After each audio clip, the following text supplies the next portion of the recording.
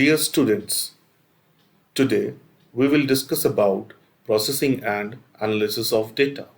In first part, we will cover the processing of data, and in second part, we will cover the analysis of data. To begin with the processing of data, the learning outcome of this topic would be the definition of processing. Number 2, processing operations. Number 3, some problems in processing. So let us start with the processing first.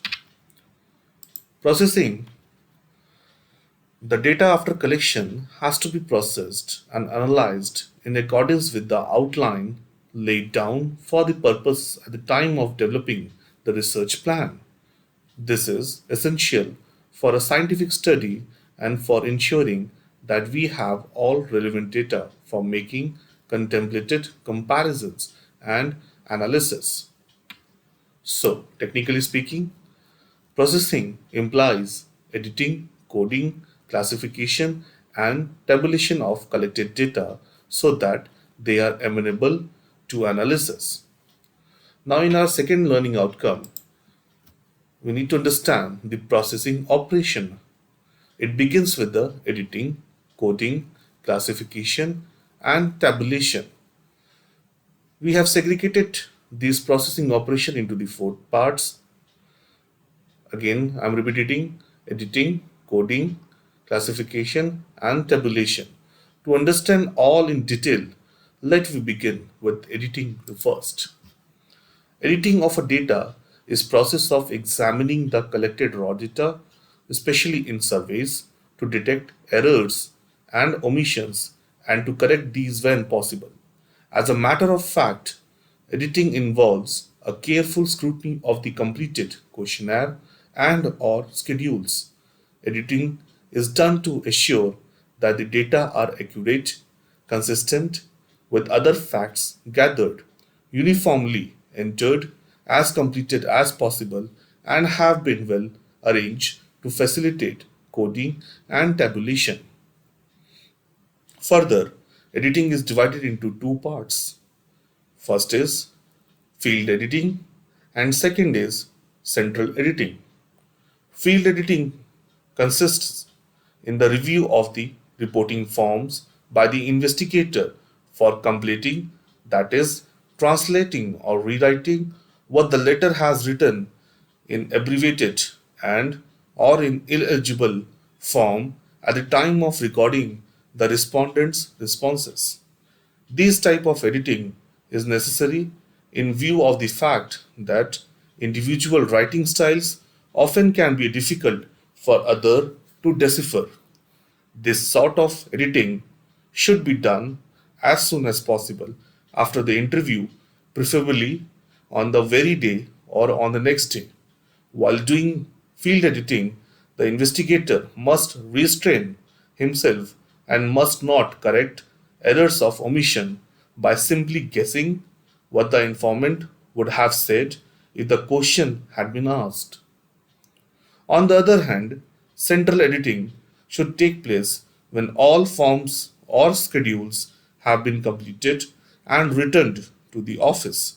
This type of editing implies that all forms should be get a thorough editing by a single editor in a small study and by a team of editors in case of a large inquiry. Now, in case of coding, coding refers to the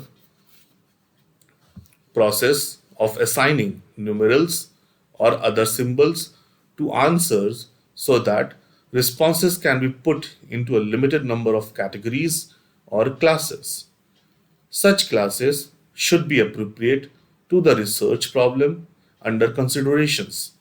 They must put also possess the characteristics of exhaustiveness. That is, there must be a class for every data item, and also that of mutual exclusively, which means that a specific answer can be placed in one and only one cell in a given category set. Number third is classification. Most research studies results in a large volume of a raw data, which must be reduced into homogeneous group. If we are to get a meaningful relationships, this fact necessitates classifications of data, which happen to be the process of arranging data in groups or class on the basis of common characteristics. Data having a common characteristic are placed in one class, and in this way the entire data get divided into a number of groups or classes. Further, classification can be one of the following two types, that is, classification according to attributes and classification according to class intervals, depending upon the nature of the phenomena involved. Let us first understand the classification according to attributes. Here, data are classified on the basis of common characteristics, which can either be descriptive, such as literacy, sex, honesty, etc., or numerical, such as weight, height, income, etc. Descriptive characteristics refer to a qualitative phenomena which cannot be measured quantitatively. Only their presence or absence in an individual item can be noticed. Data obtained this way on the basis of certain attributes are known as statistics of attributes, and their classification is said to be classification according to attributes. Now, the next point is the classification according to class interval. Unlike descriptive characteristics, which we have understand in the classification according to attributes, the numerical characteristics refer to quantitative phenomena which can be measured through some statistical units. Here, the data relating to income, production, age, weight, etc. come under this category.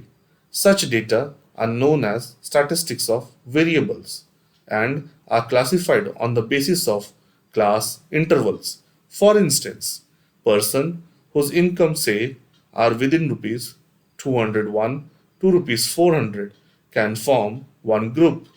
Those whose incomes are within rupees 401 to rupees 600 can form another group, and so on.